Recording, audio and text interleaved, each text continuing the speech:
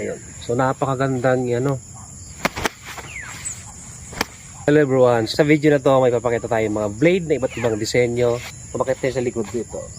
Unahin natin itong ginunting natin. Pakasimple lang pero maganda siya. Yung handle niya gawa sa sungay ng kalabaw. Yung support natin dyan stainless. Handguard natin stainless. Scabbard niya gawa sa mahogany hardwood. Tsaka nakapin po yan. Nagpakapin lahat yan. So napakaganda ng design ito. Slim type lang siya kabahaw. Silipin natin yung talim, yung blade. Explain ko lang yung mga ganitong design na itak, ganitong klase na itak, ito ay hindi pwedeng gamitin pang utility. Gawa ng manipis yung spine niya. Talagang yung blade dito, nakadesign lang na self-defense, pang training. So super lightweight siya kabahaw.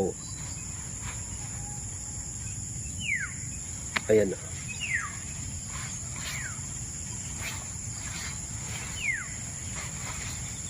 So kung mapapansin nyo kabahaw, meron siya ritong talim.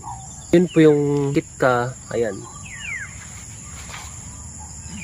So ay purpose po siya doon sa mga marunong mag-arnis. Doon sa mga, alam niyo naman yan sa mga Filipino martial artists yung mga ganitong design, pang assault, pang training, pang self-defense. Kaya mayroong ganitong talim sa dulo. So yung sukat nito, 26 inches overall size. Ayun. So napakagandang napakagandang ihandos kabahaw kasi napakagaan niya.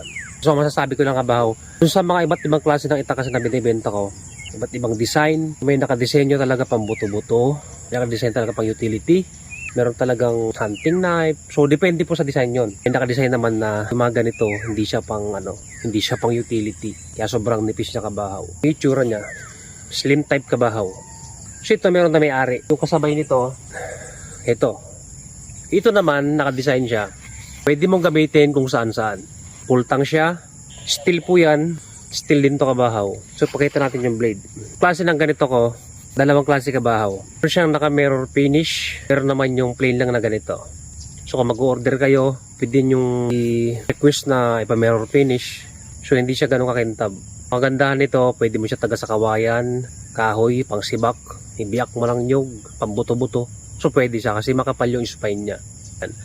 Centered po siya kabahaw. So ang haba nito ay 18 inches overall size. Meron din naman 17.5 inches yung haba niya. So yung materials naman ginamit dito, gawa sa mulawin na kahoy. Familiar kayo sa kahoy na ganun, mulawin. Mulabi, sa probinsya Hamurawon. Ito yun. So yung may-ari nito, si Sir JP Magno Caballero. So thank you sa tiwala at syempre ito na yung blade na napili mo. So napakaganda. Malaman mo rin kung anong pinagkaiba ng dalawa na to. Kaya ginawan ko to ng